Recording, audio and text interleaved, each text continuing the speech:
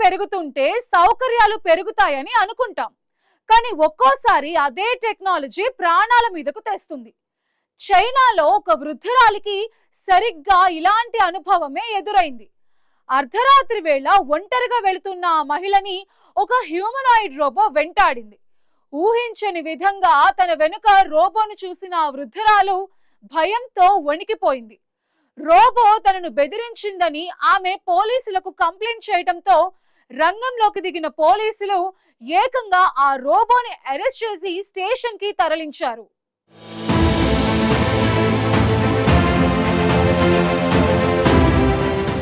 సాంకేతిక విప్లవం రోజురోజుకి మన జీవితాల్లో కొత్త మార్పులను తీసుకొస్తోంది. ఒకప్పుడు సినిమాల్లో మాత్రమే కనిపించిన రోబోలు ఇప్పుడు నిజ జీవితంలో మన మధ్య తిరుగుతున్నాయి.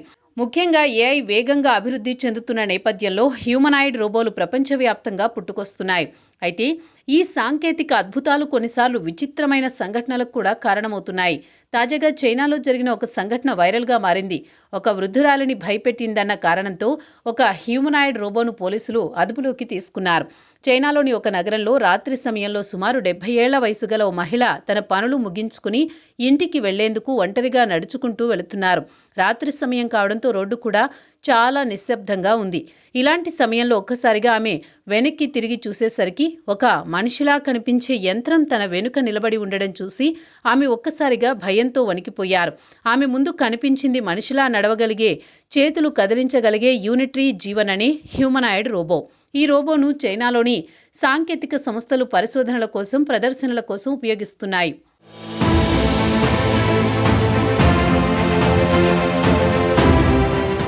అయితే ఆ వృద్ధురాలు ఒక్కసారిగా తన వెనుక రోబో నిలబడి ఉండడాన్ని చూసి తీవ్రంగా భయపడ్డారు. అంతేకాక ఆ వృద్ధురాలు రోబోను చూసి కోపంతో తిట్టడం కూడా ప్రారంభించారు. ఎందుకు నన్ను ఫాలో అవుతున్నావు అంటూ ప్రశ్నించారు. చేతులను గాల్లోకి ఎత్తి కోపంగా మాట్లాడుతున్నట్లు అక్కడ వీడియోలు రికార్డ్ అయింది. అదే సమయంలో ఆ రోబో కూడా తన ప్రోగ్రామింగ్ ప్రకారం చేతులను కదిలిస్తూ స్పందించినట్లు వీడియోలో ఉంది. ఈ సంఘటనను అక్కడే ఉన్న కొందరు మొబైల్ ఫోన్లలో చిత్రీకరించారు. ఆ వీడియో సోషల్ మీడియాలో వైరల్ అయింది. కొన్ని గంటల్లోనే ప్రపంచవ్యాప్తంగా లక్షలాది మంది వీడియోను చూశారు.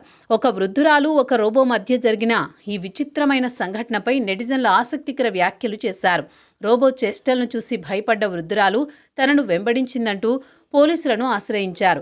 ఈ ఫిర్యాదు అందుకున్న పోలీసులు వెంటనే చర్యలు చేపట్టారు. సంఘటన జరిగిన ప్రాంతానికి చేరుకుని ఆ రోబోను అదుపులోకి తీసుకున్నారు.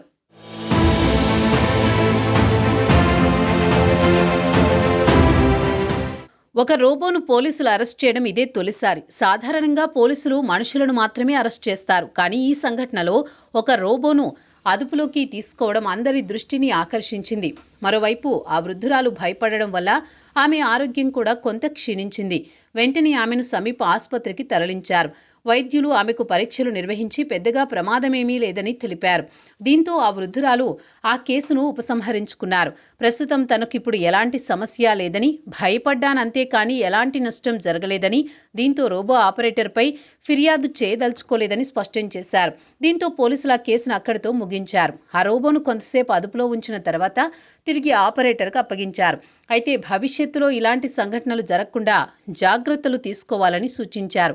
తర్వాత ఈ రోబో గురించి వివరాలు బయటకు వచ్చాయి. దగ్గరలోని ఒక విద్యా సంస్థ ఈ రోబోని సాంకేతిక ప్రదర్శనలు, ప్రమోషన్ కార్యక్రమాల కోసం ఉపయోగిస్తోంది.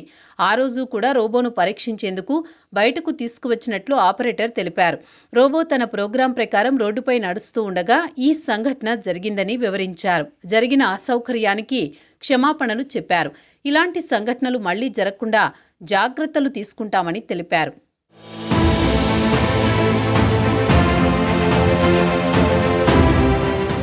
అయితే ఈ సంఘటన పెద్ద చర్చకు దారితీసింది. భవిష్యత్తులో రోబోలు, మనుషులు కలిసి జీవించే ప్రపంచం ఎలా ఉంటుంది అనేది $1 మిలియన్ ప్రశ్నగా మారింది. రోబోలు పెరుగుతున్న కొద్దీ కొత్త చట్టాలు అవసరమవుతాయని నిపుణులు చెబుతున్నారు. ఒక రోబో వల్ల ఎవరికైనా నష్టం జరిగితే బాధ్యత ఎవరిది? రోబో తయారీ సంస్థదా లేక ఆపరేటర్దా అనే ప్రశ్నలు తలెత్తుతున్నాయి. ప్రస్తుతం ప్రపంచంలోని అనేక దేశాలు ఈ విషయంపై చర్చలు ప్రారంభించాయి.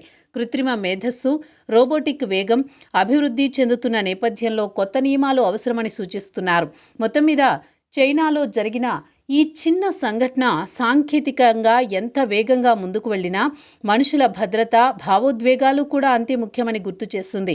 రోబోలు మన జీవితాలను సులభం చేస్తాయేమో, కానీ వాటిని సరిగ్గా ఉపయోగించకపోతే ఇలాంటి విచిత్ర పరిస్థితులు కూడా ఎదురవుతాయని ఈ సంఘటన మరోసారి చూపించింది.